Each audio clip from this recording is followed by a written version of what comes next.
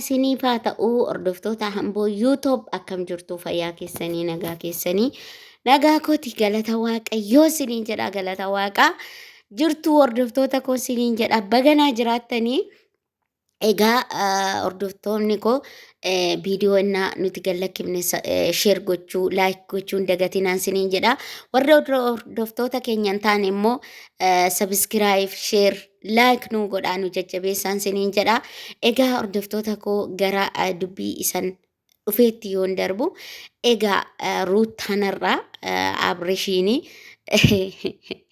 kuno akkanatti muudii addaa irratti qabachaa jirti jechuudha. Muudii addaa muudii ruuttaa kuni baay'ee tokko naa ta'e jechuudha hordoftoota koo anaa fi muudiin ishiin irratti godhaa jirtu kuni waan ishiin godhaa jirtu kuni ana baay'ee tokko naa ta'e jechuudha hordoftoota koo baay'ee na gammachiise baay'ee naa ta'e jechuudha.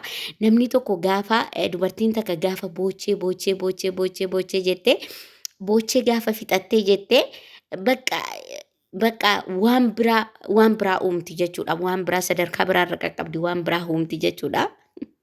Kanaafi gaafa bakka obsa fixattee jaalalli keessaa dhumatee waan hunduu keessaa dhumatee jedhee bakka sadarkaa ashkarakkaruutti seenti jechuudha hordoftoota koo. Kanaafi viidiyoo ruuttaa kuni jechuudha. Hojii ruuttaan abrish irratti hojjette kuni baay'ee naaf ta'e jechuudha. Anaani baay'ee tokko naaf ta'e jechuudha. Maaliifi ashkarakkaraa jirti jechuudha. Ammaan kana garaa gubaa jirti. Muudii irratti qabattee jechuudha garaa gubaa jirti jechuudha hordoftoota koo. Egaa namni tokko warqiin iyyuu gubateeti ibidda keessaa baheeti gatii qaalii ta'etti gurguramaa jechuudha. Ilmi namaas yoo rakkate malee yoo bakka yoo bu'e malee yoo cinqame malee bakka guddaatti hin ba'u jechuudha. Wanni taa'amee argatamu wanti ookanii fi waanuma basiixaan argatamu waan yaraatti argatamu iyyummaa bichaadha jechuudha obboloota koo. Wanti taa'anii argatanii iyyummaa oo ta'e malee wanti biraan jiru jechuudha. Wanni hundumtuu hojiidhaan dhufa. Amma ruuttaanii maal goote abrishiini amma inni sammuu ishii irratti taphataa jirti jechuudha. Amma sammuu ishii irratti inni taphate akka waan jaalalli ganaa ishiitti tafee akka waan isa jaalataa jirtu akka waan bakka isa kana malee jiraachuu hin dandeenyetti sammuu isaatti taphataa jirti jechuudha. Sammuu isaatti taphataa jirti maaliifi takka jechuudha xankaarraa dubartii ta'anii argamuun baay'ee takka na gammachiisa jechuudha akka kootti. Baay'ee tokko na gammachiisa jechuudha. Innis irratti taphataa jira mitiiree kan biraa qabatee irratti taphataa jira mitiiree muudii irratti qabataa jira mitiiree ishiinis immoo naanni mucaasaa laaluu dhufee muudii ajaa'ibaa irratti godhaa jirti jechuudha hordoftoota keenya. Muudii ajaa'ibaa irratti godhaa jirti jechuudha.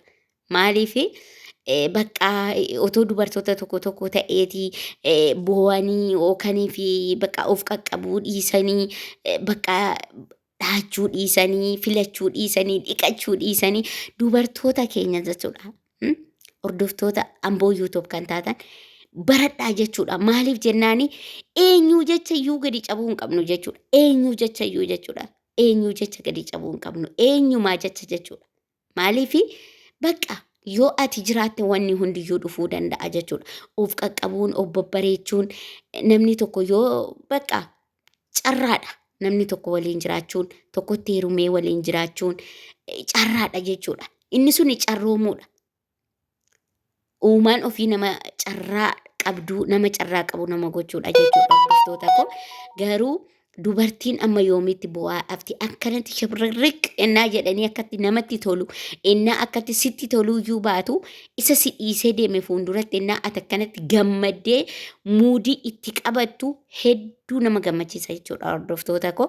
Hedduu tokko nama gammachiisa jechuudha.